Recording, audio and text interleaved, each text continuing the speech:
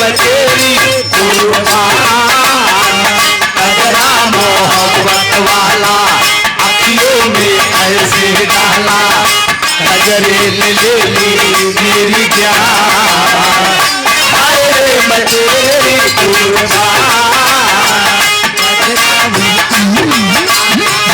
अखियों में ऐसे डाला मेरी जान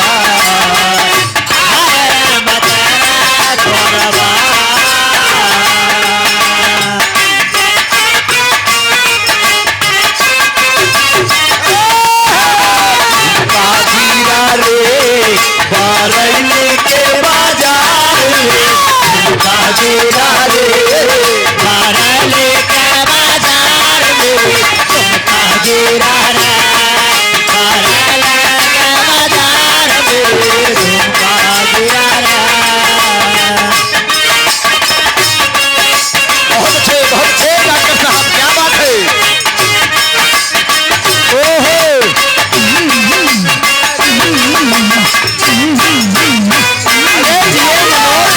क्या बात है हमारा उम्र में गिरिया मुन्ना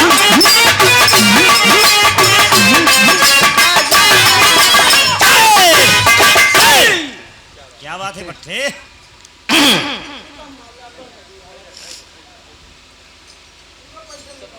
मेरा गांव मेरा देश अरे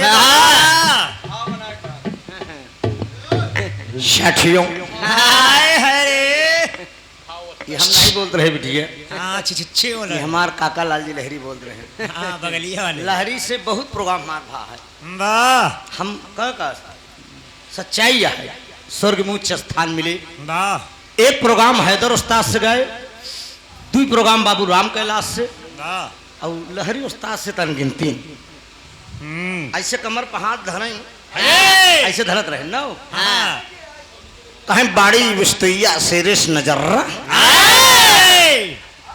हे बच्चे ये लहरी का लहरा है तनिक मुहना ऐसे हड़का चंगोर के हो छोटे लाल से गाना हो के चंदौली वाले से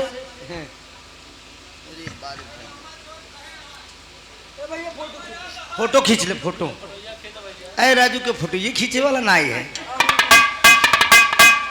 मतलब खावा मोबाइल के पास नहीं है अच्छा हुआ से खींचता कैचिंग तकड़ी है ई कहाँ गए तोहरे भैया उनका जगह हुआ कि जगह बैठ के तनी सुन ले तब तो कहें मामा बिरहा हो चाहिए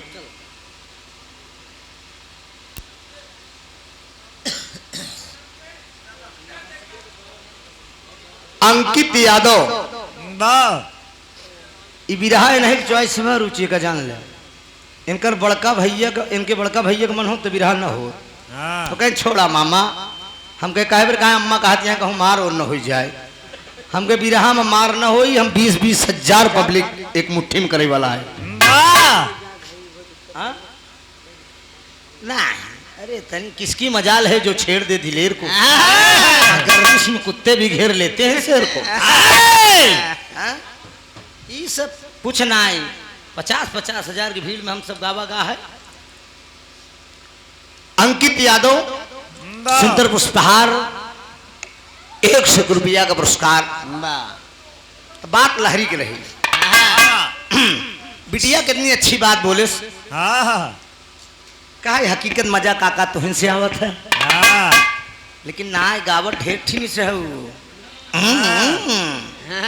हम तो कभों का दाम मिली थी हमका ज्यादा सही पूछा तो प्रीतिपाल मिले थे सोना सोहानी उजाला यादव सब हमका ज्यादा मिले हाँ लेकिन अब तोहरे तू सब मिले तो घबराई थी लड़किया है लड़किया कुछ भी कही दे माँ बाप को क्षमा करना पड़ता है बाबा बताएं कहें कि ननियौरे हमारे गौब्या बुआ खिया ना गौब्या काहे ना गाओ काहे ना भैया देखा भयानक ससुरारी आई है गावे और छोड़ा हम अपने बिया है मौर उतार के गाए बाबा अब और का बताई हाँ अब ना सुनबू ना हम अपने बिया है हम गाए रहे मौर उतार कैसे धई दिन धई के चढ़ गए मंच सारे के बराते अपने गाए समझे अब भतीज के बारात आवत भी है रे 27 अप्रैल को हम तो का बुलाऊ गावे करे मनाई तो काको खड़ा हो जाए। बड़ा बढ़िया भाव रहन कहें काकी कहा थे कमन धुना रही यार बाली और झुमका लियाई दिया भुलाई दिया। अच्छा नथुनी पर गोली चले काका टप मंगवाई दिया। चिंता न कर पगली तोरे काकी की झुमकी हुआ सब कुछ कमी नहीं मारा सब बनवाई दिन तक साल गोली न चले और गोली चली तो बेकार ही है जमन चले वही चली कि बताओ तो गोली चली। बड़ा बढ़िया गीत सुने आप सब नई से नई धुन तर के आनंद ले 4 दिन के जिंदगी में कलाकार का मुंह न नोचे चाहिए पब्लिक का दिल जीती है। अब आजकल का कलाकार हैं बिटिया कलाकार का मुंह नोचते है तू हमारे गाना का जवाब नहीं दिया।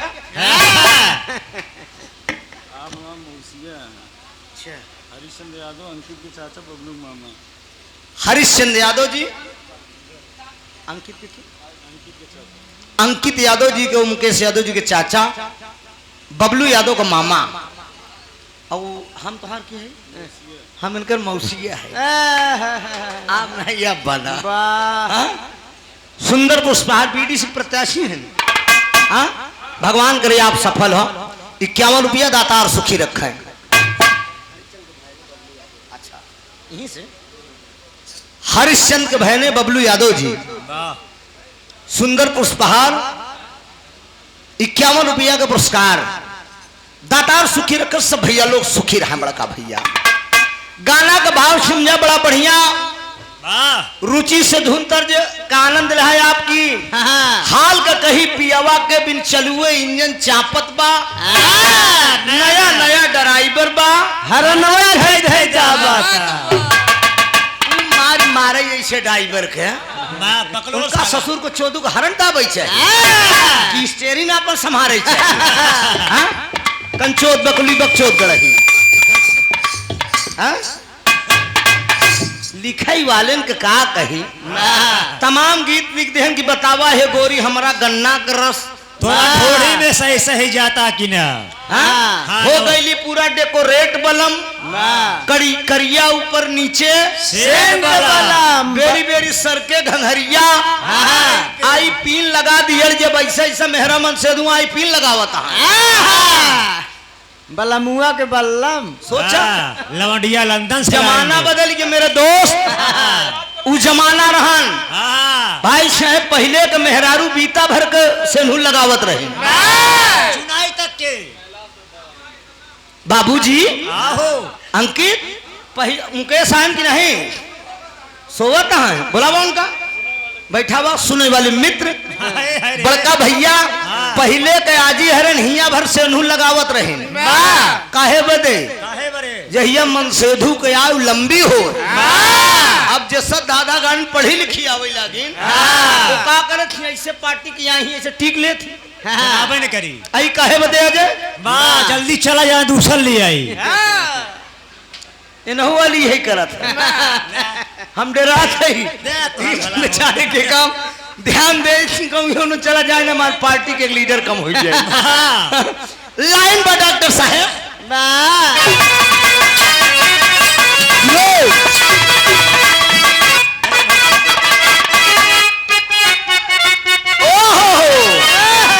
अरे गजब तोर ना खला गजब तोर ना खाया अरे गजब तोर ना खरा गजब तोर ना खाया सावर गोरिया गजब तोर ना खरा सावर गोरिया गजब तोर ना खरा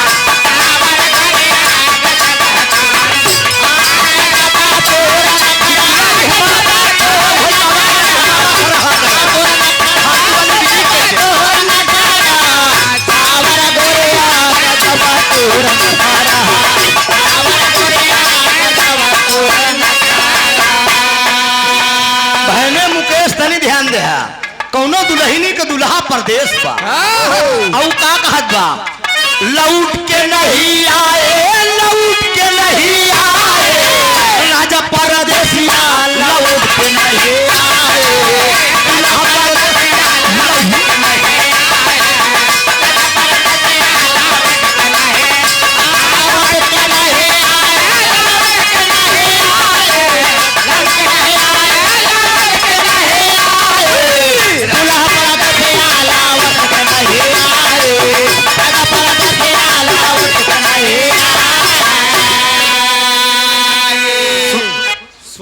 काले बड़का भैया माघ पिता पीस पिता पिताएगा हनवा हो पिताएगा माघ पिता पीस पिता पिताएगा हनवा हो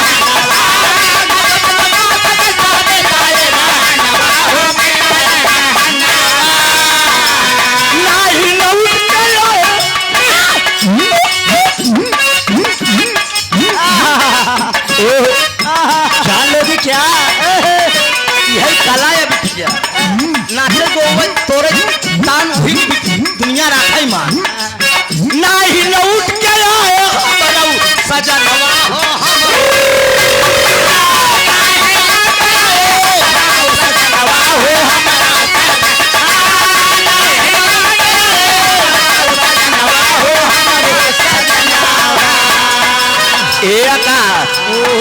जबरलिया गरदा उड़ावई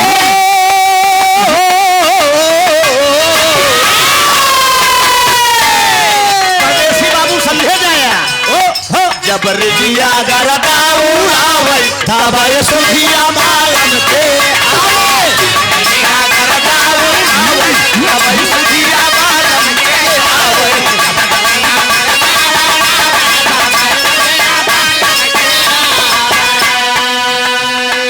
प्रसाद रूपी पुरस्कार आया है हमारे भांजे सुभाष यादव की धर्मपत्नी क्या बात है हमारे मुकेश जी के सिस्टर सोनम की तरफ से 100 रुपया का पुरस्कार सुंदर पुष्पहार भगवान करे हमरो उम्र लेके जिए जा खूब बढ़िया तरक्की करा और हम देने लायका है।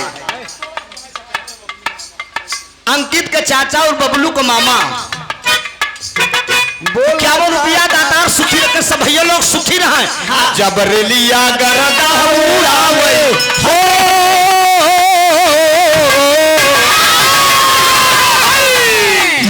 या गरदा उड़ावे तबे सुखिया राजा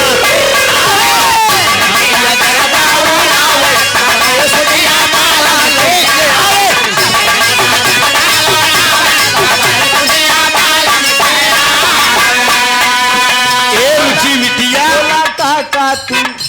अरे काजा नहीं दे शहर वाले कजरा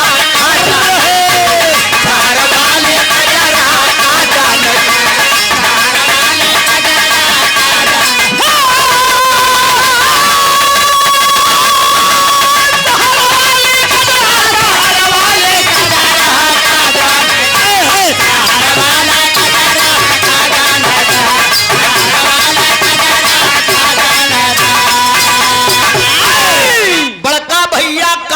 नहीं सारा कलाकार भोजपुरी में लपटियान है हम देसी मसाला खोजत है समझे नई 9 दिन पुरान सब दे गाना हो जेमा भाव निक कहा यान के बलम वही का पेड़ा मिठाई आए बलम वा का पेड़ा मिठाई आने के बलम वा का पेड़ा मिठाई अरे अपने बलम के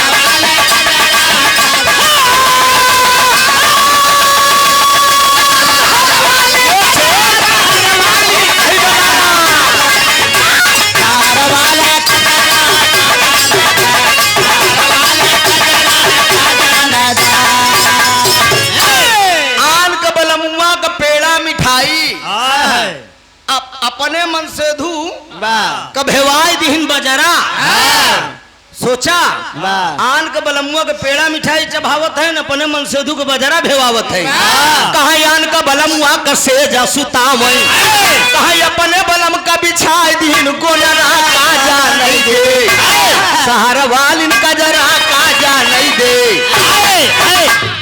बड़का भैया ये बात समझ ले ये बात तो गलत नहीं बा बियाह हो था जब तक लड़की का कोनो लड़कियां नहीं पैदा होते तब तक मेहरारू अपने मन सेधु को जल्दी दूर नहीं जाए देते जान ल चौराहे जही तब फोन लगाई दी कहाँ हाँ जल्दी आवा मन नहीं लागत बा जब एकांत लड़किया पैदा हो गए तो उ लड़का करत ही का लड़का को सूखे जगह लेटे ही अपना गीले जगह लेटे ही पढ़ाई ही लिखाई ही जब सयान हो जाए तो के हो जो दूसरे का मन सेधु हो तही बारे कहना कि आन का बलम वहां से खूब बतिया मैं अरे आन का बलम वहां से खूब बतिया मैं अरे अपने बलम वाले खाजे न करह का जान दे बाहर वाले का जान दे बाहर वाले का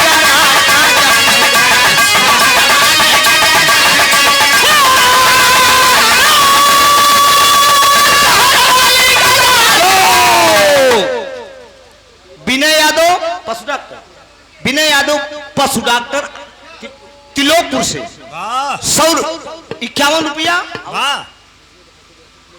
विजय बहादुर यादव तिलोकपुर से 101 रुपया का पुरस्कार बा दोनों जने के तरफ से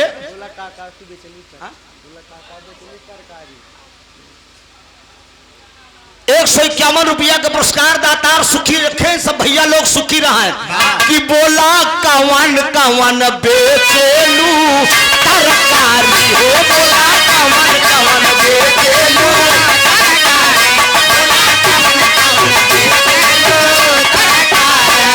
गोरी लागे दुकान तोरी सरकारी बोला कवन कवन बेचेलू तरकारी बोला कवन कवन बोला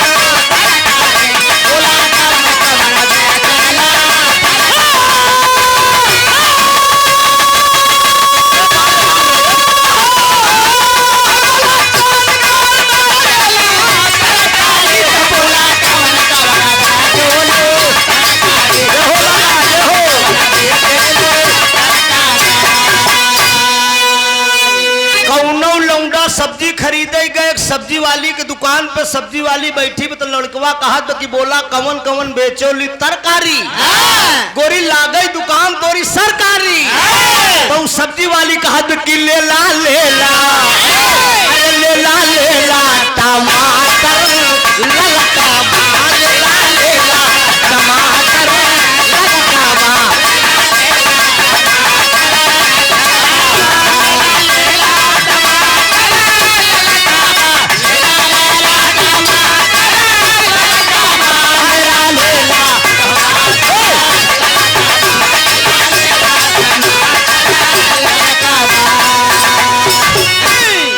आलू गोल गोल भाटाई अरे लमका बा लेला लेला टमाटर ललका बा हरिश्चंद्र यादव बैंक मैनेजर अंकित का चाचा बबलू का मामा bank manager Harishchandra Yadav BDC 56 छुरी 72 भाला आई के चाचा खावा वाला 51 रुपया का पुरस्कार दातार सुखी रखे सब भैया लोग सुखी रहे बड़का भैया अय राजू बड़ा बढ़िया मौसम में भगवानों देखा खुश हो गया है एकदम आकाश और सब ठीक बना चाय वो पीबे कि नहीं बताया रिश्तेदारी में आई यहाँ अरे राजू विश्वकर्मा भगवान कहाँ गए गोली दीन गोली गोली दी गोली छर्रा बड़ा बढ़िया विरहा सुना सीता का हरण हो गया रावण चुराई के ले गया भगवान राम लंका जब चढ़ाई करे लागे तो रामेश्वर धाम का स्थापना करे तो कहाँ तक गए बिटिया शिवलोक यही बड़े कहे पगलों की वेद में भेद नहीं भेद है विद्वानों तुलसी और वाल्मीकि के चक्कर में जो पड़ा एका जान ला लाल जी लहरी उस्ताद कभों कभों गावत रहन कि जे दुनिया का मालिक चाहे रोज बनावे सब नारी जे दुनिया का मालिक जब तू दुनिया का मालिक ही है तू दुनिया का मालिक है तब जे दुनिया का मालिक चाहे रोज बनावे सब नारी आखिर एक मेहरी खातिर युद्ध लंका में आज किया भारी अरे वो विद्वान पंडित था एक औरत आपकी चुरा ले गया एक औरत बरे गया इतना बड़ा विद्वान पंडित को मारता है आखिर अपन बिटिया ही ले गया वेद ये बता सीता रावण की पुत्री थी, आखिर अपन बिटिया ले गए, वही बना पापी भारी। वेद यही बतलावा सीता मंदोदर के सुकुमारी। सोचा रामेश्वर धाम की स्थापना हुई, जो शिवलोक तक पहुंचा मामला। छोटी सी बात बा बिटिया केवल बताई देवा कर, ठीक बा, जहां तो कभी पाए हैं बल लिखे पड़े हो बढ़िया है। भगवान राम का बिटिया अपने हाथे बनाई दे रहे, वही का नाम पड़ गया रामेश्वर धाम। जैसे बैजनाथ धाम पड़ गया झारखंड में, बैजू नाम कहे रोज चपकत रहा, बिना मारे खाना नहीं खात रहा। अच्छा तो यही मेल कर रहे ने मार ले, अरे वही खानदान में दोनों को मारू भी नहीं, काटे नहीं शुरू देवा कर। बड़ा बढ़िया प्रश्न, वादा करें बिटिया बताए। देखा लड़किया के जोन जानकारी बा, जोन कभी बताए हैं उनका गायस भाई अच्छी बात है। लिख पढ़ के गुरु वगैरह जो देते हैं, कवि वगैरह वो गाते हैं। बताएं रावण बोले कि जब हम मर जाब हमारे खानदान में क्यों न रही, तब अपन चरण धाई दियो। सीता जी मैं दावे के साथ कहता हूं मित्रों की असली सीता लंका में नहीं गई थी। रामलीला के रंगमंच पर आप लोग देखते हैं, रावण चुराए के सीता को ले गए, लेकिन असली सीता थोड़ी क्यों ले गया रहा। भगवान पुरुषोत्तम मर्यादा राम जब लंका जब पंचवटी जाने लगे, अयोध्या से पंचवटी जाने लगे, तो उसी समय सीता जी से कहा था कि जब तक करहु निशाचर नासा तब तक करहु अग्नि में वासा। असली सीता को अग्नि में वास करा दिया था, माया रूपी सीता लेकर पहुंचे थे पंचवटी पे। और असली सीता लंका में गई रही नहीं हो, बिरहा हमारे पास बहुत बड़ा है। अब सच्चाई बतावत है, बिरहा जब शुरू करे है बिटिया 80 बिरहा 150 लोकगीत मुहजबानी याद करके तब हम धोती कुर्ता पहन के मंच पे चढ़े। ये जहाँ से गावत रहा हूँ नोच लेते रहे। अब का करिए, अब तो बिटिया अब सोची दीजिए तू गावा हम गाई का मतलब बा, टाइम पास करो निकलो, जो पब्लिक को भाए वही गीत है। बहुत बढ़िया प्रसंग, लेकिन देखा एक रामायण का प्रसंग है तो सुना बिटिया। देखा बड़ा पुरान बिरहा उठावे चलते हैदर उस्ताद के जमाने वाला।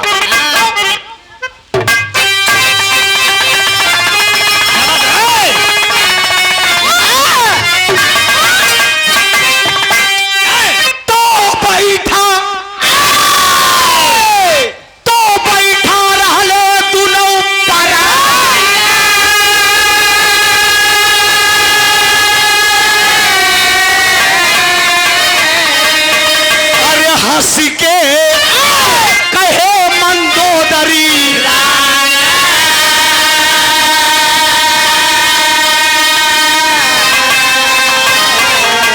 कि अरे दुल्हा अरे सैया माना तन के बतिया अब हमार।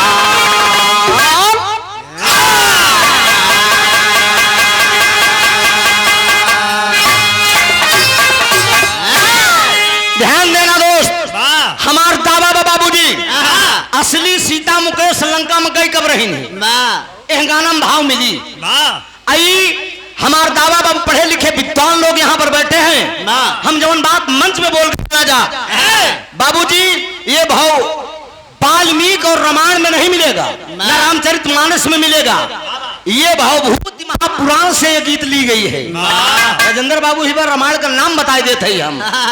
भोरहे के बेला बाद 4 बजे भोरहे में एक बार मंदोदरी और रावण दोनों प्राणी बैठा है सिंहासन पे। अब मंदोदरी छलाई गई, अब मेहरारू अगर नखराई जाए तो मनसेदू का हवा खराब हो जाए। एका जान ले रुचि, अरे काकियों की बिगड़ जाए तो हालत खराब हो जाता। सही कहा कभाऊ जोन जोन ताना मार दे, अरे बाप रे बाप की का बताई कर जवाई बढ़ जाता। हाँ अब बहन 1 महीना बैठ जा, देखा ओती की बहन निखोती की यार पैसा है पास में तो 7,000 बेटवा से ज्यादा बिटिया सेवा करत है। तोरे उम्र की बिटिया हमार पर पहले सेवा करत है, BSc कर रही है इस समय। पहुंची तो तुरंत पापा पानी ले मंजन करा, तुरंत रात जगह। ये भाव होता है दोस्त। बेटियां 3 कुल तारती हैं बाबूजी, नैहर सासुर और ननियाउर। अपना अपना हक लेकर इस धरती पे आती हैं दोस्त। बेटियों को जितना चाहे उतना सेवा हम आप करें, अच्छी शिक्षा दें। एक रोटी कम खा बाबूजी, एक वक्त की रोटी कम खाइए, लेकिन बच्चों को अच्छी शिक्षा जरूर दीजिए। त्रिभुवननाथ यादव इन पार्टी की तरफ से संदेश है। एक कव्वाली लगा हुआ डॉक्टर साहब हैदर उस्ताद वाली।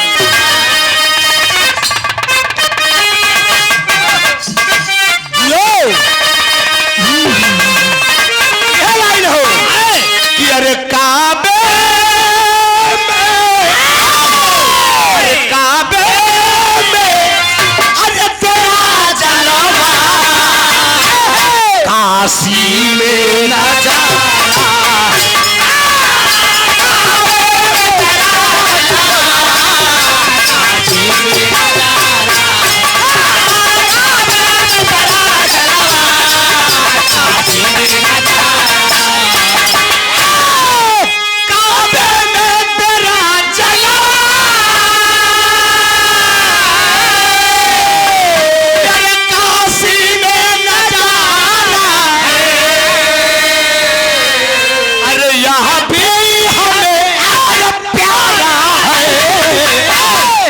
वह भी हमें प्यारा है। ये लाइन हैदर उस्ताद का। मर के भी इंसान का किरदार मर सकता नहीं। फन अगर जिंदा है तो फनकार मर सकता नहीं। अमर हो गए आज किसी भी जिले में जाता हूं दोस्त। सन 2017 में बॉम्बे में गया था, रुचि बिटिया देखा कुछ बढ़िया बढ़िया बात कैच के लिए करा। सन 2017 में हम बॉम्बे गए रहे। टेलीविजन पर मेरा प्रोग्राम आया था पी गंगा चैनल पे। विजयलाल यादव और ओम प्रकाश यादव जी निर्णायक थे। बतासा चाचा, अमरपाली हीरोइन, दिनेश लाल निरहू, संभावना से तमाम हीरोइन थी। 15 दिन खूब आनंद ली हम। बनारस में ऑडिशन होत रहन, पप्पू यादव समार बनारस में गाना रहन, हम हो गए ऑडिशन में, हमके फेल तो हो ही जाबे। और लगाए दिन इलाहाबादी चाट लहरा गाए दिन तुरंत ही पास हो गए। हमारे साथ और दो तीन जने लाली चपोट गए रहे, सब फेल हो गए। हमके कसकावे हमके मामला गड़बड़ाई का कहां हां गान हमका पास ही नहीं करे। तो कला किसी की मोहताज नहीं होती है। अरे वाह, ये लाइन थी हैदर उस्ताद की कि काबे में तेरा जलवा काशी में नजारा है, यह भी हमें प्यारा है और वह भी हमें प्यारा है। लेकिन मंदोदरी कहा क्या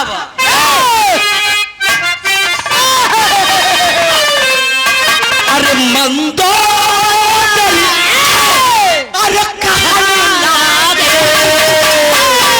बोली सुमुख सयानी है।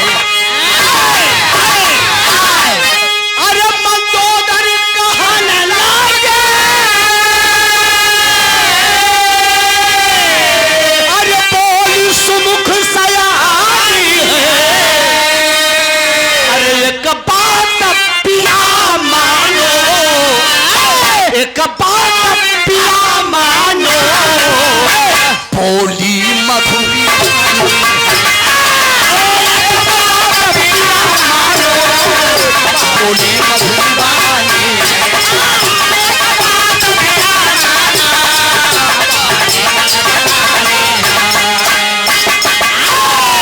हमारे जनपद के एक अच्छे कलाकार ढोलक के 8 साल हमारे साथे बजाए।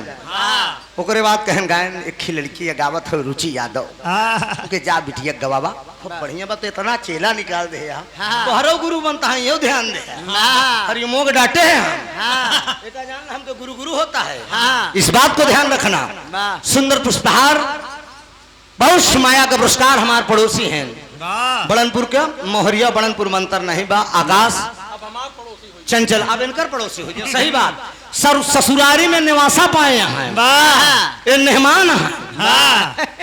मेहमान नहीं। और इनकर जब बियाह भा इनकर ये ढोल बजावत है, इनकर मलकिन बिरहा गावत है।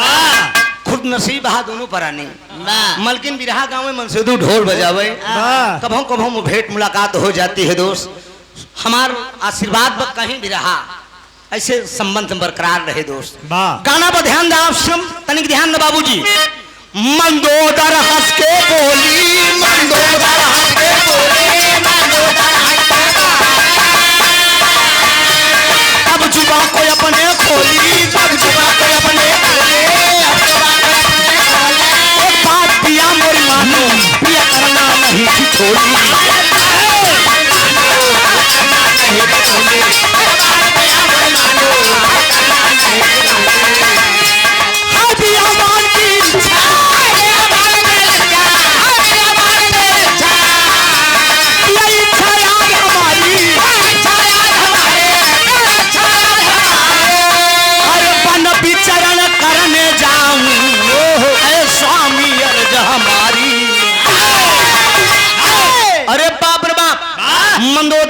दस्कंधर से बोल दे कहा लंका में घूमा तू भी आई गई है। आज हम लंका से बहरे घूमे के मन बा। दस्कंधर महाराज कहन कि अरे लंका में हमारे कमन कमी बाजौन तू बहरे घूमे के तोहार मन बाटे। कहन आज हमारी इच्छा बा। मंत्री को आदेश दिया, रथ सज गया। जब रथ सज गया दोनों प्राणी रथ पे बैठ गए। जब सवार हुए कि मंदोदरी और दस्कंधर चलते खित्तर जल के डॉक्टर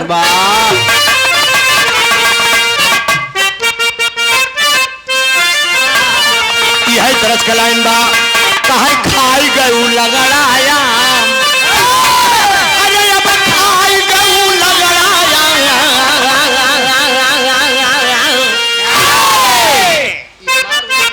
हाँ खाई गऊ लगड़ाया दाम कहिया ले देबू। एक कुजड़ा रहन आमे के बगिया खाए रहन। आमे के बगिया खरीदे रहन, बगिया वह रखावत रहन। लेकिन भाई साहब वही गांव में हाय हाय हाय एक थी लबर चटनी रानीगंज। जेठ के तपत दोपहरियों कुजड़वा सोचे कि रोज आम रखाई थी हम शाम कम कैसे हो जात। आज हम बाजारे न जा चढ़ के डारी पे बैठ गया और हमरे अजय बतावत है लबर चटनी नहीं मन का दोपहरिया देखे लपक के आम तोड़ ले। कुजड़ा डाली पर से कूद पड़ा। कुजड़ा पर से डाली पर से कूद के कलाई पकड़न तो लेस कहा तेरी बिटहनी की ऐसी की तैसी में। अरे यामे के बगिया तो हर बाप ससुर लगाए रहे। लड़कीवा मारे शर्म का मारा कहा छोड़ देना है मार बड़ी बदनामी हो। छैलाई गया हीरे का लमंडा कहा तो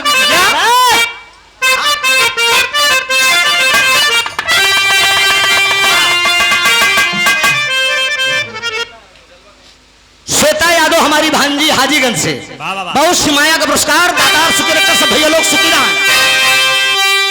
अरे अब खाई गऊ लगड़ाया। खाई गऊ लगड़ाया दाम कहिया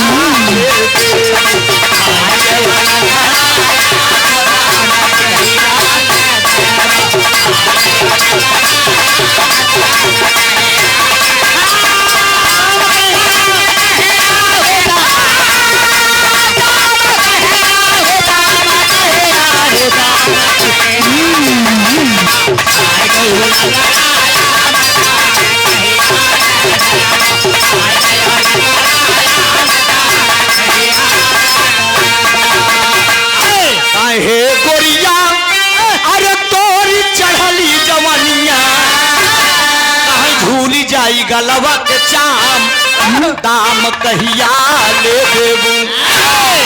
लेकिन बाबूजी मंदोदरी और दस्कंधर दोनों प्राणी करत का है। अरे तीनों प्राणी होई के सवार तीनों प्राणी होई के सवार। अब तीनों प्राणी होई के सवार सिधार दिया बनवा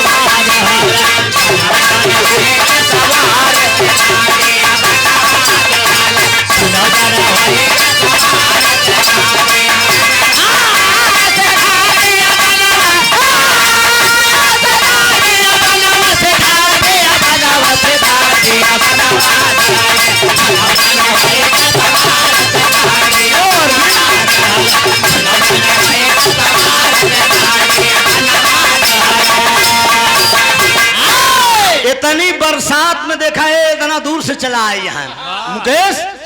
ये 700 रामनगर गुलालपुर का प्रधान है। फेसबुक पे जब देखें कि बिरहा बा रुचि यादव के और त्रिभुवन नाथ के हमारे लगे फोन करें कहन बिरहा बा हमके हाँ कहन गौना के नाम के खावा सिकंदरा जुगनूडी के सिसई के बीच में पूछ लिया खावा गुलालपुर से चला है बेचारू। प्रधानी छोड़कर रात भर आगे बैठ के बढ़िया बिरहा सुनता है। ऐसे ऐसे सुख चिंतक है धरती पे है। कहे दोनों प्राणी के न रही जाई सागर किनारे पहुंचे जाई। वही कहा न लगी है गुलनार सिधार बिया बनवई दिहले। समझ लेवा करा करा 3 1 सब दिखाऊ समझा करा करा इशारा कर दिया बाबूजी। रथ वापस चला आए। मंदोदरी और दस्कंधर पैदल टहरे लगे। एक सागर के किनारे पहुंची मंदोदरी, सिकंदर बैठा है। वहीं सागर में एक कमल का फूल खिलता हुआ दिखाई पड़ा। और जब कमल का फूल मंदोदरी देखे तो कहा तो कि ए पिया यह फूल लिया कि अगर हमका दई दे हम अपने जूड़ा में लगाई ले तो 4 चांद लग जा। अरे दशकंधर महाराज कहन मैं त्रिलोकपति दशकंधर हूँ। मंदोदरी तुम एक फूल की बात करती हो, अगर तू कहा तो हम हजारों फूल आसमान के तरह तोड़ लिया। रावण से मंदोदरी कहा दे आसमान के तरह ही छोड़ा, खाली यही फूल लिया कि हमका दे। बड़का बहादुर न बना, यही फूल लिया कि दे। रावण बड़ा जिद्दी, मारा अपने आप का नाजी आदमी, मेहरारू को बात मान के सरोवर में प्रवेश नहीं किया। और जब सरोवर में प्रवेश कर गया तो जैसे सरोवर में हिला या हिया तक पानी लग गया, हिया तक पानी लग गया। ओकरे बाद फूल जैसे पकड़े कोशिश करे तो फूल खसक गया, ऐसे खसक गया। मेहरारू कहा तो मंदोदरी का कहा तो आसमान का तरह लिया, रोमा फूल नहीं लिया क्या बता। मेहरारू को बात मान के रावण कहा तेरी मेहरारू, और आगे बढ़ गया। जब और आगे बढ़ गया तो हिया तक पानी लग गया। और ओकरे बाद मंदोदरी और आवाज दे के ले आवा, हिया तक पानी लग गया। और जब हिया तक पानी लग गया तो मंदोदरी कहा बता तो कहे आसमान का तरह ही लिया। रावण कहा तो कि राण चिड़ई के जान जाए लड़किया के खिलौना लगा रहा, हिया तक तो पानी लग गया हमरे। अब का करिए का बतावा। मेहरारू कहा जल्दी से फूल नहीं आवा, मारे ताव में रावण मेरे दोस्त जैसे फूल में ऐसे हाथ लगावे चला। फूल मायावी, ये देखा ये गाना रामधार दादा का लिखाया। फूल मायावी हमारे जिंदगी के पहला भी रहा है, हैदर उस्ताद पहला भी रहा, ये हमका लिखाए नहीं। उनके घरे के पीछे वाला घरे के लिंटर पर रहन हम तसला मसाला ढोए है। हमार हाथ पकड़ लेहन कहले अरे यार तू ढोबे जमाना तू हमार चेला होई के। हमके गुरु गोविंदो उखड़े काके लागो पाए, बलिहारी गुरु आपकी गोविंदियो बताए। माँ बाप से ज्यादा दर्जा ऊंचा गुरु को होता है। गुरु जी ये मेरा कर्तव्य है, मेरा फर्ज है। तुम्हारे खुशी में यही भी रहा लिखा है ना। मेरे दोस्त फूल में जैसे हाथ लगाए, जब फूल में हाथ लगाए फूल लेके डूब गया। फूल लेके डूब गया, लेके धीरे धीरे कहा उनका क्षीर सागर में रसातल में जहां भगवान विष्णु का दरबार रहा। पहरे पर 2 सिपाही खड़ा, जय और विजय। अब मंदोदरी सोचत भी कि मजाक करत हैं वही निकरही। जब घंटा 2 घंटा बीत गया तो मंदोदरी के जितना हार सिंगार रहन सब बिखर गया, तो टेरी का भाव लग गया।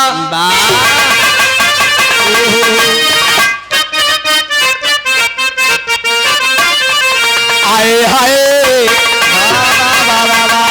राम धारे का गावत रहे। अरे बही गई इलाहाबादी दादा पंधारी एक टेरी गावत रहे। अरे रामा रामा पुजारी सारे पंडावा भाई, रामा रामा पुजारी सारे पंडावा भाई, रामा रामा पुजारी सारे पंडावा भाई। शिवजी लिंग पूजावा, शिवजी लिंग पूजावा, शिवजी लिंग पूजावा, शिवजी लिंग पूजावा, विष्णु आपन अंडावा पुजारी सारे पंडावा भाई।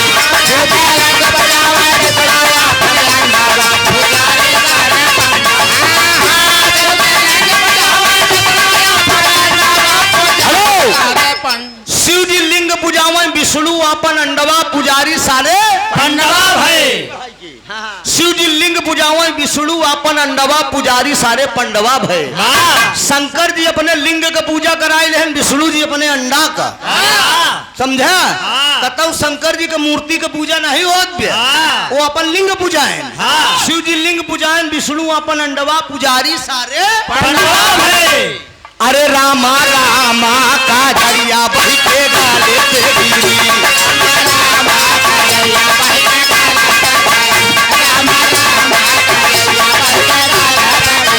दिवाकर चढ़े गगन पे, दिवाकर चढ़े गगन पे, दिवाकर चढ़े गगन पे, दिवाकर चढ़े गगन पे, चटका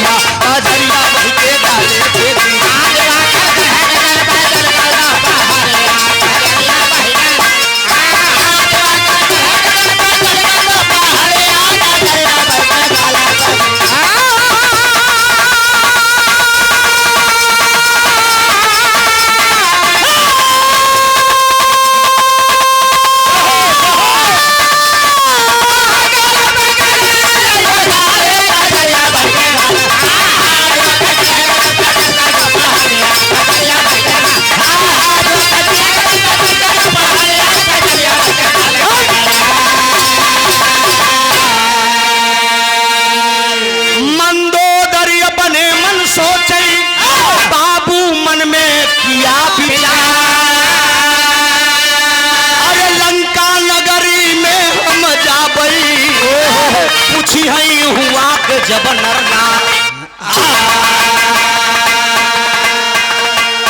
मंदोदरी अपने मन में सोचे लाग कि भगवान हमार मनसेधु ही में डूब गया।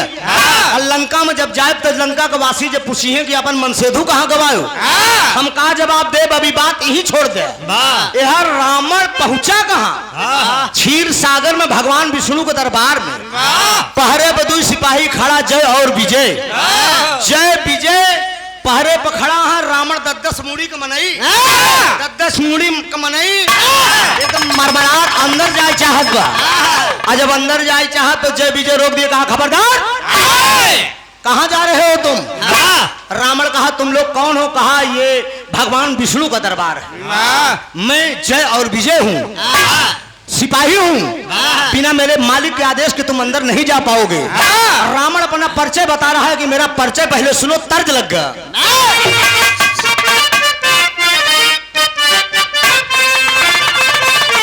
अरे हुसैन जैसा अरे शहीद आजम जहां में कोई हुआ नहीं है।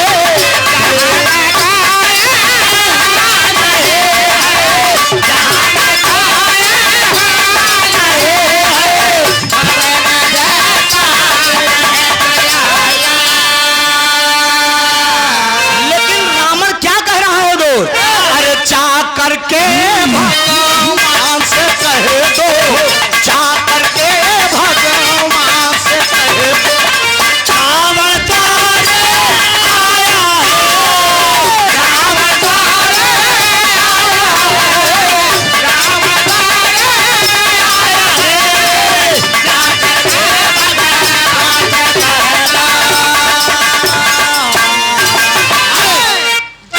करके भगवान से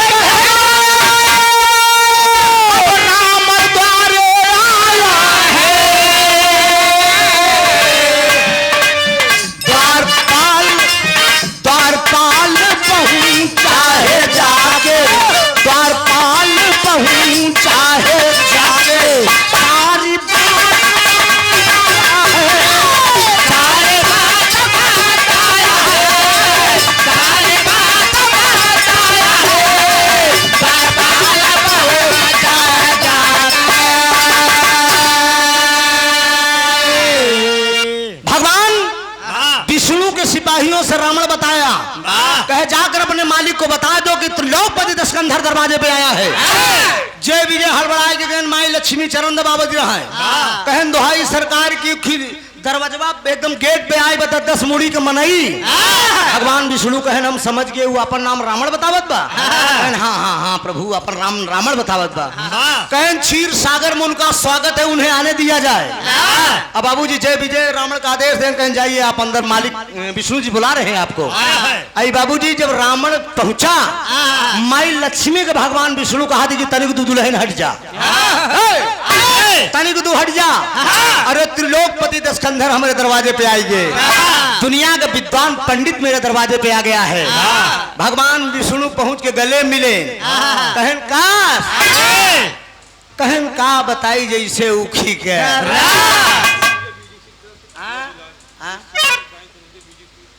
हरिश्चंद्र बीडीसी बैंक मैनेजर। कौन बैंक का मैनेजर है? बड़ौदा एसआई के उत्कर्ष, अच्छा फाइनेंस बैंक, लोन वोन जकर मतलब अच्छा पियवा दुलारे, आय हाय रे सखी पियवा दुलारे, आय हाय रे हमार निरहू दुलारे, हमार घर्राऊ दुलारे। हाँ 51 रुपया नमस्ते टाइट रह भैया बोल दिए। भगवान विष्णु गले मिले, रावण से कहा ट्रेन की कस कैसे आया? कहे नहीं तोहार नगरी देखे के मन हो के चला, अभी नहीं बतावत कि हमार मेहरारू फूल मांगे से हम फूल पकड़े के चक्कर में यहाँ तक चला है। अबे ओकरे घमंडई बा। भगवान विष्णु कहा चला बड़ा बढ़िया करे, कम से कम आया तो दर्शन तो देहा। तनी एक काम करा, कहे कि तनी के देवलोक में खी पंचायत यह है, हम पंचायत करे जाते लक्ष्मी जी जलपान बनवत यहाँ है, तनिक तू बैठा अब पंचायत कह के हम आवत है, तनिक हिया नियम कानून समझ ले, हिया का नियम कानून का है तो रावण कहा बे नियम कानून एक ही तर्ज लग गई दद्दा राम आधार का तर्जा इलाहाबादी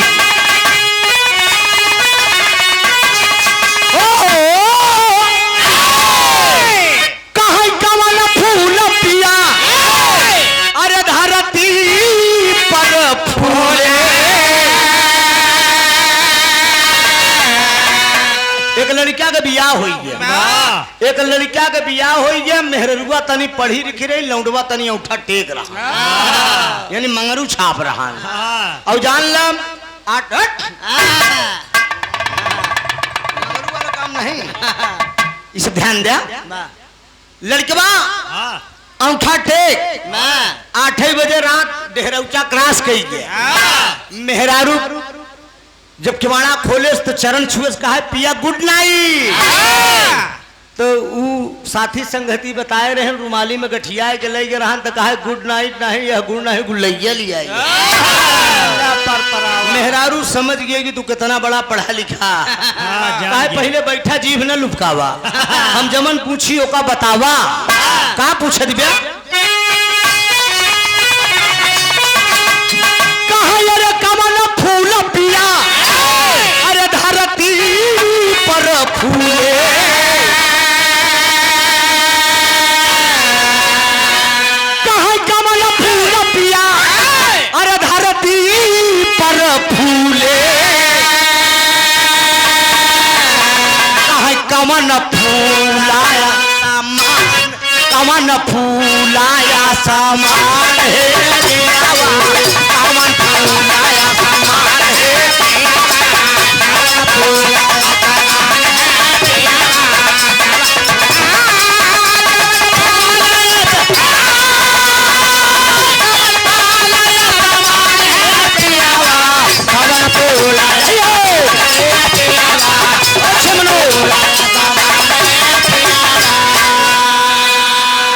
मर्दबा जवाब देत कि तेरी बिटिहनी की ऐसी की तैसी में अरे तोरे भरे तो हमारा हरिम पढ़ ले रहे रे सुन हमार बात कहा अरे बेला चमेली अरे ही धरती पर फूले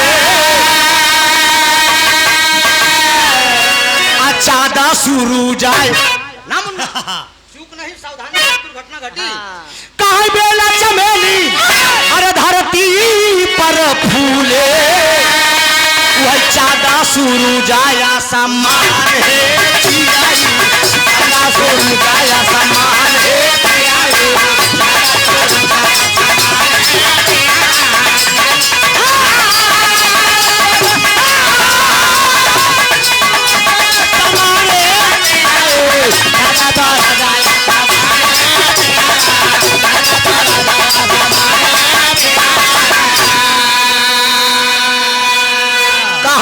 बेला चमेली धरती पे फूले चांद सूरज आसमान है चिड़ई एक बाद एक लाइन हम गाई थी अपनी तरफ से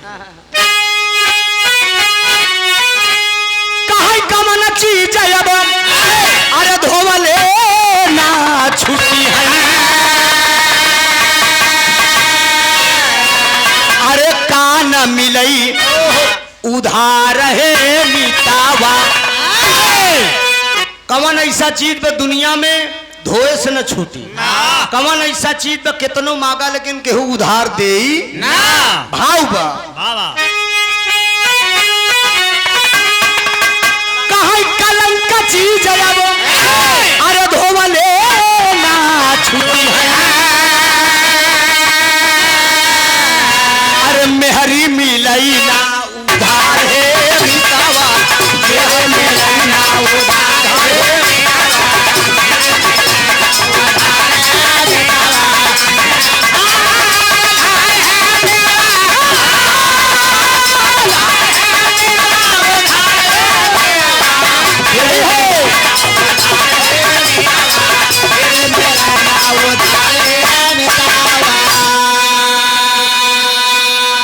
कलंक चीज धोवले न छुटी है मेहर मिलई ना उधार है मितवा कलंक जगह ऊपर लग जात बाबूजी जिंदगी में नहीं छूटत अब मेहरारू के कितनो मांगे लेकिन केहू उधार दी ना एक दिन बड़े मांगे लगी भाई साहब आकाश कहाँ गया डब्लू भेद दयाल प्रोग्राम चले तो रोटी वोटी बनाई दे तो तुरंत ही कहबे यार ढोल बजाई थी का तो से कम कमाई थी का तो से कम माने कमजोर मन से दू है कहो ए गायन होशे में रहे मेहरारू भेजे मुंह में रोटी बनवाई बरे तो भाई साहब कलंक जेकर ऊपर लग जात कभू नहीं छूटत। अब मेहरारू कभू के उधार देई कितनो बड़ा घर राउ रही एका जान ला रुचि एक बियाहे में बिरहा गावइए आज से कई साल पहले हमरे गांव से बारात गई रही और गाना रहन कैसे जानता हम मिर्जापुर सरोज सरगम सरोजो कुंवारी रहे नमो कुंवारा रहे तो हमा दुल्हा के जब देखे तो हमें की धुन लगाई थी कई का रहन जानता हम मंगल भवन में मंगल हारी बेटवा हालू पतोहिया भारी मन से दुआ एकदम नान के पतोहिया याओ तो सरोज कहें तू देखा कैसे हम कह रही हम त्रिभुवन है बस यहाँ मार दिन समझ लीन तुरंत ही तो कहीं बाय दफा जोड़ा के को फिट खाए नहीं कुछ हेर ओहर राबई करत है समझा। लेकिन भगवान विष्णु रावण से क्या कह रहे हैं दोस्त अरे 10 कंधर से अरे वही बोल लागे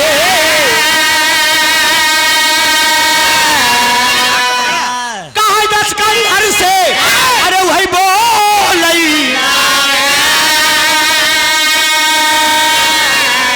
हंस के तू राता भगवान रे बेटावा हंस के तू राता भगवान रे बेटावा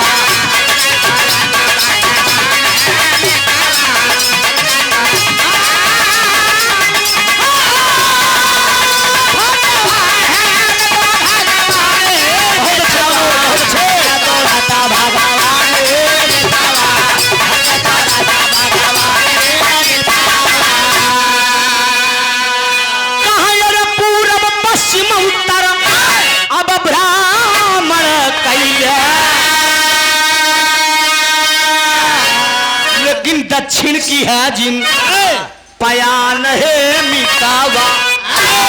भगवान विष्णु रावण से कहन गाना भी हमार करीब बा कहन पूरब पश्चिम उत्तर तीनों दिशा जम के ठहरा लेकिन इतना ही ध्यान दे रावण दक्षिण कहती जाए का नाम जिन ले रावण सोचे तो कमन ऐसा चीज है जो हमका दक्षिण तरफ रोकता है हम से कोनो बहादुर आदमी बका इतना कह के देवलोक में पंचायत करे चला गए माई लक्ष्मी जल जलपान बनवई तनी के देरी रावण बैठा रहा अपने मन में सोचत बा कि भगवान विष्णु रोके हैं कि दक्षिण कहती जिन जाए चली हम देखी दक्षिण कहती का बा तो आल्हा का भाव लगा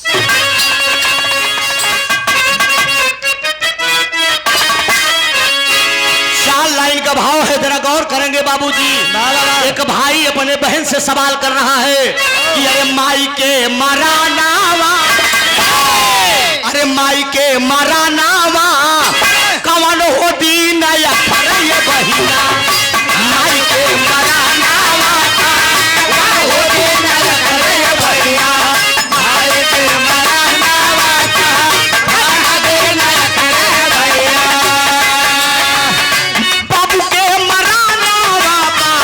कावा बहिनिया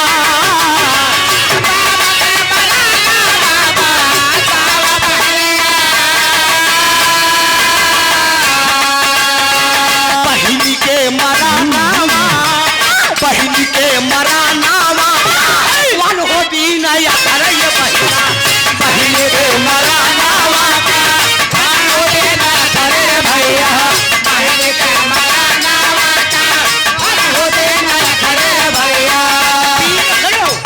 पीरन के मरा नावा क्यों भाग रहे हो मैंने कहा पीरन के मरा नावा तावा बहिनिया पीरन के मरा नावा तावा बहिनिया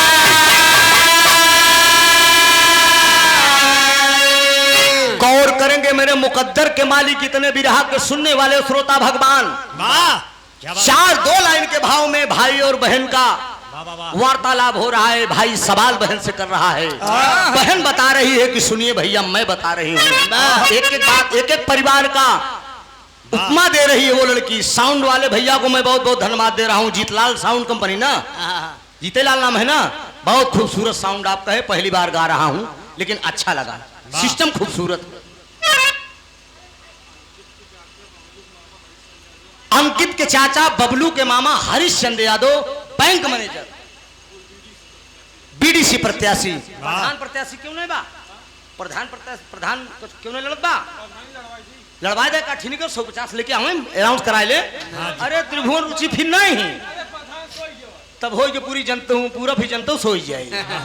ये ध्यान दे 51 रुपए का जरा गौर करेंगे। वो बहन बता भाई, भाई बहन से बता रहा है कि अरे माई के मरानावा, अरे माई के मरानावा उही हो दीन बहिना, माई के मरानावा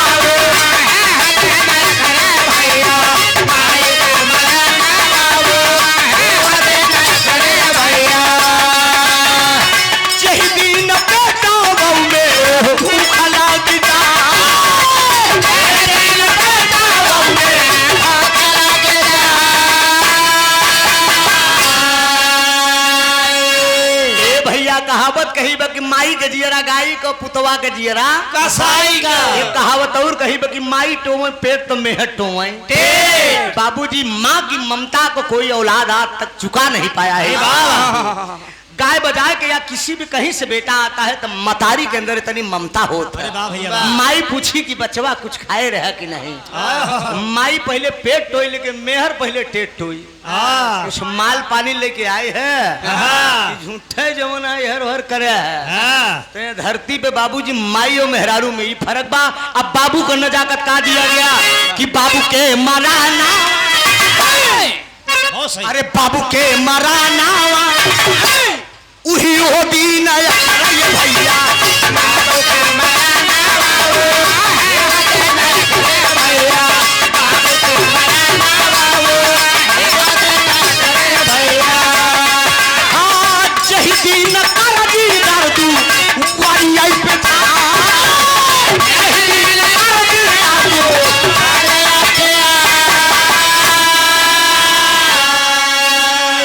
जरा गौर करेंगे अंकित, बाप के जीते जिंदगी औलाद के सिर पर कर्जा कतई नहीं रह जाएगा। बेटबा कितनो बड़ा गलत करी, कहीं से चौराहे पे दुकानदार को उधार करके आई तो बाप अगर मिल जाए दुकानदार कह दी कि रामदयाल तो हाल लड़का हमार 200 को उधार खाए बा, तो बाबूजी बाप ही कही कि भाई थोड़े दिन रुका, हम गल्ला बेच के पैसा दे दे भाई। बाप के जीते जिंदगी सिर पर बेटे का कर्जा कतई नहीं रह जाएगा। लेकिन एक उपमा और दिया गया कि अरे बहिनी के मरानावा, अरे बहिनी के मरानावा उही हो दीन भैया,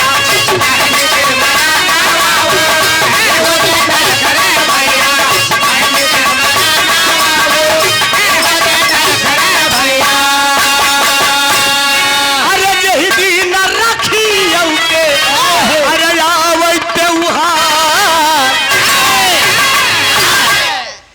राखी का त्योहार हिंदू धर्म में बड़ा प्यारा होता है।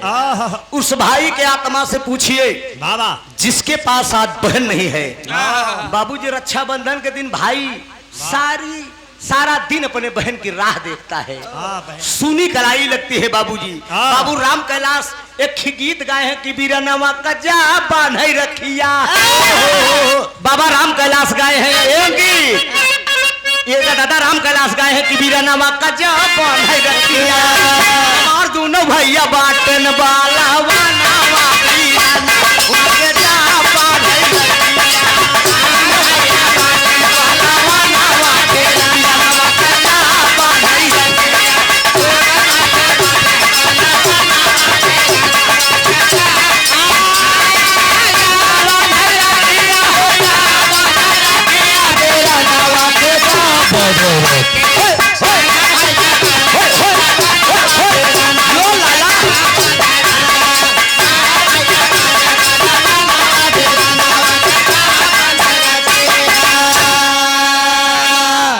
एक भैया बाटन हमारे गांव के किसनवा, और दूजे भैया बाटन हमारे सीमा के जवानवा।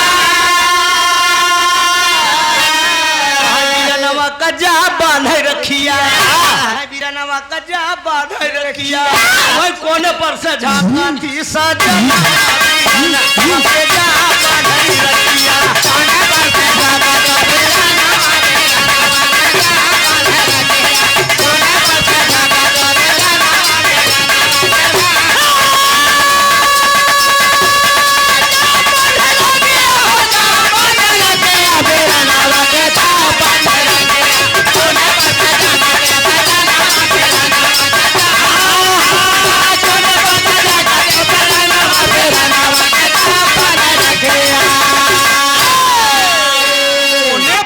झांका थी सजनवा लेकिन बीरानवा का जा बांधे रखिया। मेरे दोस्त बहन कितना गरीब होए बाबूजी लेकिन चाहे घरन से मिठाई बनाए के ई प्यार बा भाई देखत रहा थी बाबूजी 2 रुपया का राखी में 10 रुपया का राखी में भाई बहन का कितना बड़ा प्यार हो। ई रक्षा बंधन का पर्व का मतलब रहा था भगवान कन्हैया के जब अंगुरी में चोट लग गई रही द्रौपदी बाबूजी अपन आचर फाड़ के बांधे रही तब से भगवान कन्हैया वादा करे रहे ने कि बहन जब भी मुसीबत पड़ेगी मुझे याद कर लेना। जब दुशासन सभा में चीर खींचत रहा तो भगवान कन्हैया चीर बढ़ावत चला गए तो साड़ी बीच नारी है कि नारी बीच साड़ी है। कई राखी के त्योहार का मतलब हो कि बहन जब भी तुम्हारे ऊपर मुसीबत पड़ेगी ये तेरा भाई हर मुसीबत में तेरे खड़ा रहेगा। त्योहार और हो तो भैया दूज के दिन बहिनी खिया भाई के फर्ज होत जाए बहिनी खिया भोजन करे जवन कुछ हो सके दे बाबूजी तो बहिनी के मरनवा वो दिन खरत जब रखिए के आवत है त्योहार तब बीरन के मराना वही हो दिन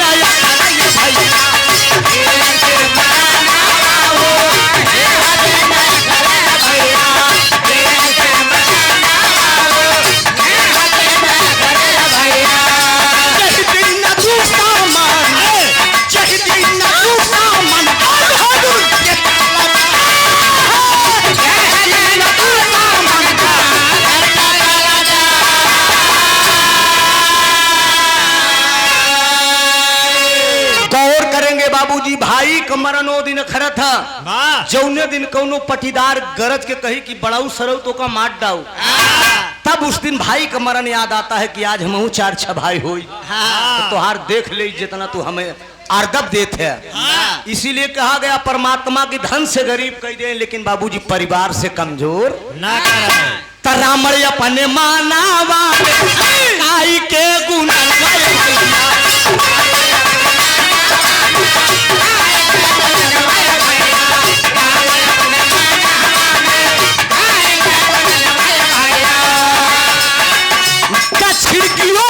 बाबू किया है पाया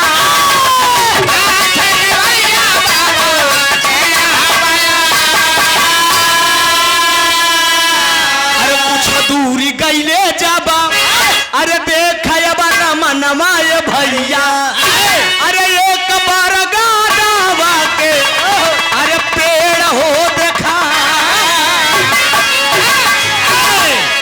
अरे वाह लव यू क्या बात है नई स्टाइल।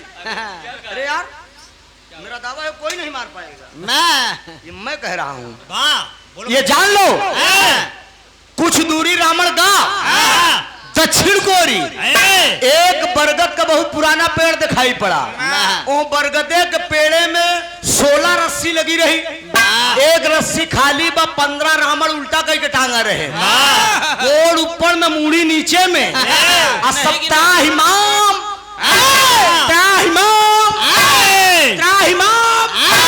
रावण मियां से तलवार निकाल दिया। कौन तुम लोगों की ऐसी दशा किया है तो उन्हन कहा कि जौने तू नागारी अरे जौने तू नागारी के पाना हुआ राजा हो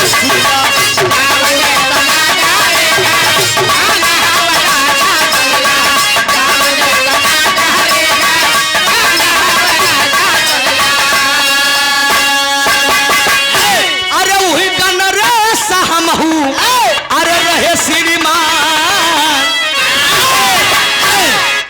कहें जौने नगरी का राजा तू रहे उही का राजा हमहू 15 रहे, लेकिन तोहरी की नहीं करनी करे है महाराज। देखा उल्टा कह के टांगा है तो वही मोनहन 15 कहत का है एक फंदा खाली बाटई आवा हो पीरानावा।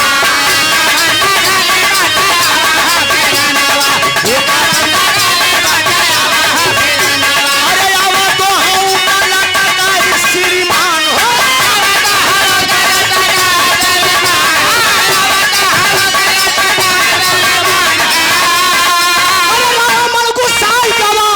अरे कैले गुननवा लौटा है तुरतई भवन के मधा।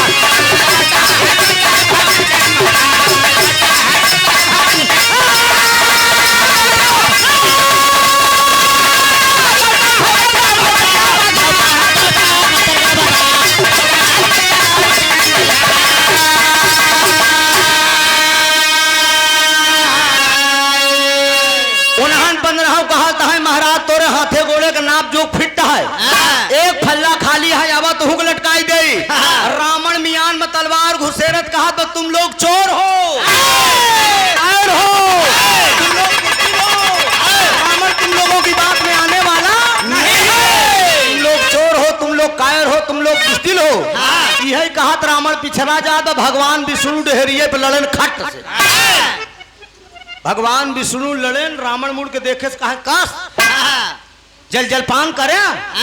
विष्णु जी कहें जल जलपान करा। रावण कहा देख बात बताई जल जलपान के ऐसी तैसी। पहले तू हमका जल्दी बतावा 15 उल्टा के लटकाए। भगवान विष्णु कहें तू का कहाँ रहे? कहें हम चाहे जहाँ का रहा जल्दी बतावा 15 उल्टा के लटकाए। कहा ये बात हम नहीं बता सकी थी, ये बात तोहार गुरु शंकर बता सके। चलित तो न खबर ले जमन भांग धतूरा छान के अंड में। अच्छा एक बात बताई, भांग धतूरा छान के शंकर जी मस्त रहते हैं और वो भांग धतूरा छान के मस्त पार्वती एकदम सर ऐसा आकाश दे के जो तन खैचड़ा हमन रहा थी उनका मेहरारू बड़ी टाइम मिला जो घर्राऊ रहा थी। अब कहो बाए दफा जोड़ा के को फिट हो जाए। मेरे दोस्त यार कहा भांग धतूरा छान कंड बंड कर रहा थी।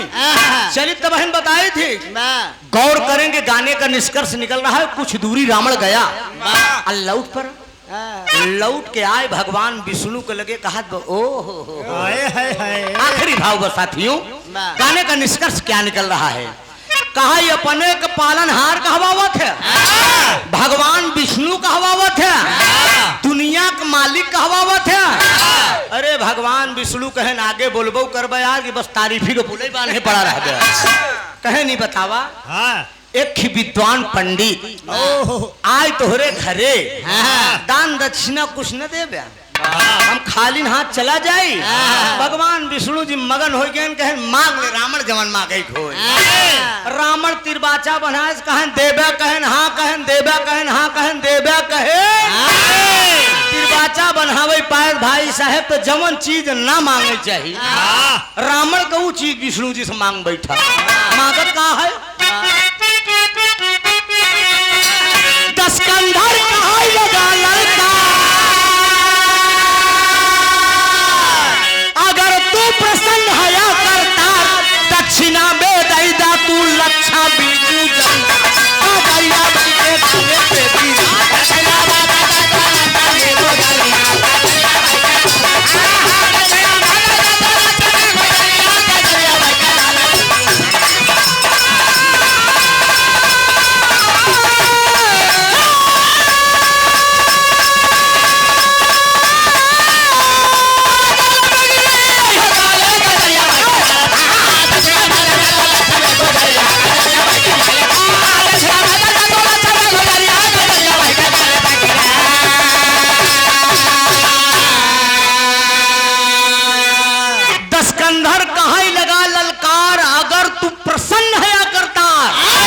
दक्षिणा में केवल दई दे आपन लक्ष्मी गुजरिया हमका दूसर कुछ न चाहे केवल आपन मेहरारू दई दे।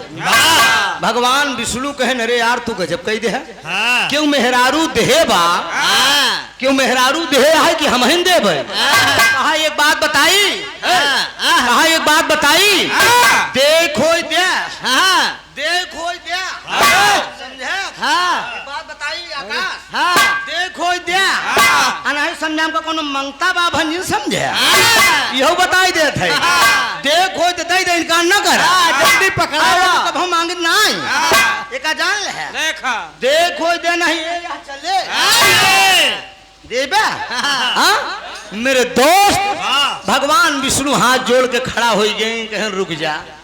माई लक्ष्मी जल जलपान बनवत रहे, लक्ष्मी जी के लगे भगवान विष्णु गए, कहन दुल्हन आज गजब हुई है, कहन का भा, कहन आज तो तोहका हम दान दे दें। अरे कहन दान दे दिया के का, तू शंकर हो गया, भांग धतूरा छान के जैसे वो वरदान देत रहा थी, कहा अब चाहे जैसे करा हम तोहका याद दे दी, कहन कहे के का दे, कहन वही लंका पति, अरे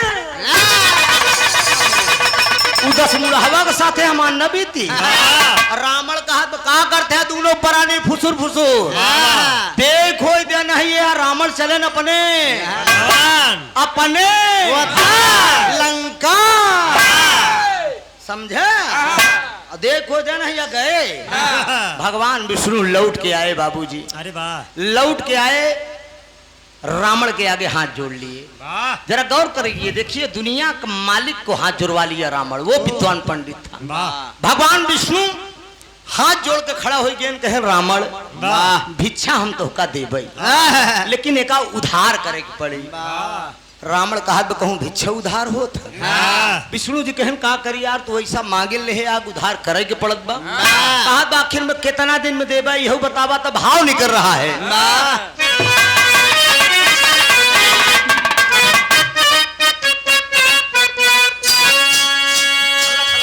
हाय हाय हाय हाय कहते तयुग जब लगे दसाना,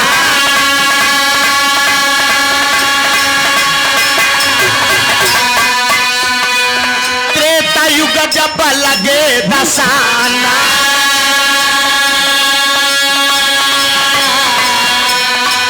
हम हनले बरामय होता,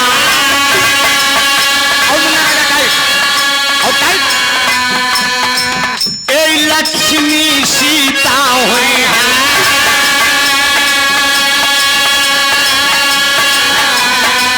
हमारी प्यारी ये गुलना,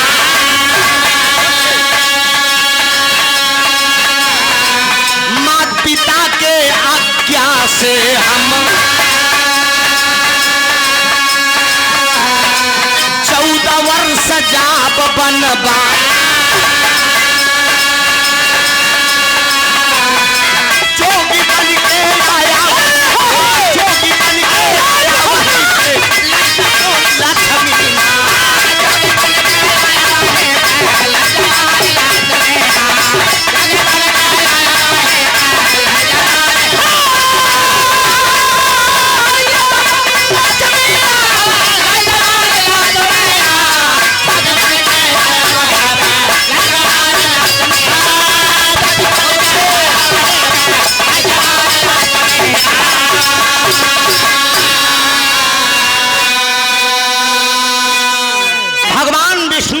से वादा कर लिए कि रावण ये सतयुग चल रहा है, सतयुग में हमें विष्णु का अवतार राम का होगा, ये लक्ष्मी हमारी जो औरत है ये त्रेता युग में सीता के रूप में रहेगी। जब पंचवटी जाए लगा 14 वर्ष का मेरा वनवास होगा, पंचवटी में कुटी बना के जब रहाई लागब, उसी समय तुम जोगी भेष में आना और मेरी पत्नी को हरण करके उठा ले जाना। भगवान राम इस बात को जानते थे कि सतयुग में हमारा रावण का वादा हुआ है, वो जरूर आएगा। जाते समय रास्ते में माता सीता से बोले कि जब तक करहु निशाचर नासा तब तक करहु आगिन में वासा। ऐ सीता तुम अग्नि में वास कर जाओ, अपनी साया मुझे दे दो। नकली सीता लेकर पंचवटी पे पहुंचे, जैसा कि रामलीला रंगमंच पे आप लोग देखते हैं कि नकली भेष में वो रावण आया था, वो जोगी भेष में आया, नकली रूप में आया और नकली सीता लेकर लंका में गया। जब हरण करके ले गया तो आखिरी भाव दिया गया, दत्ता राम था।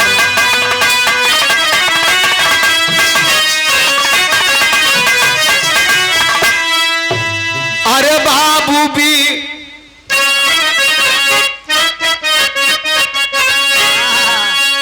अरे बाबू बिया बनावा ए भैया बिया बनावा होई जा सिया के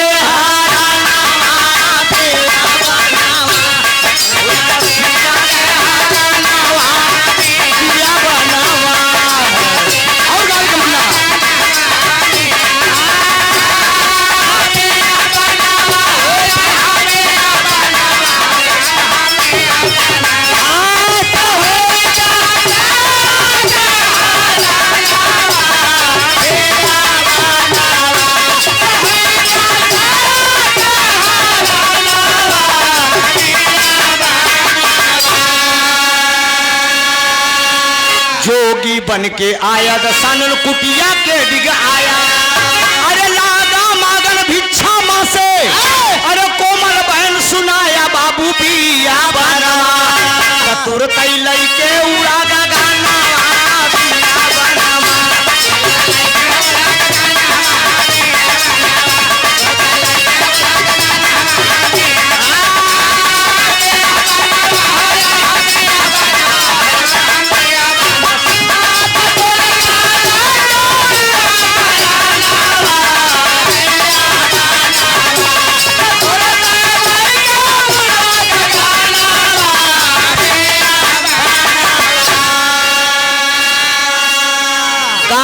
शीर्षक बना राम का वनगमन और कारण।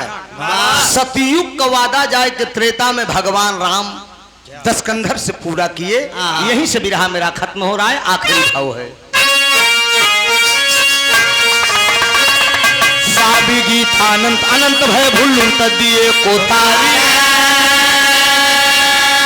राम धार हैदर अली गुरु गुरु अनिल की बाबली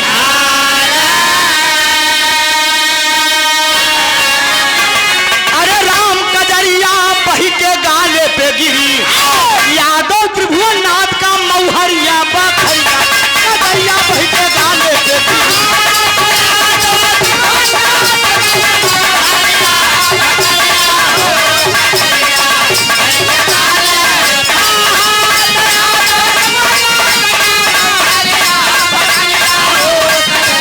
हेलो राजा हो तो है कैसे मनाई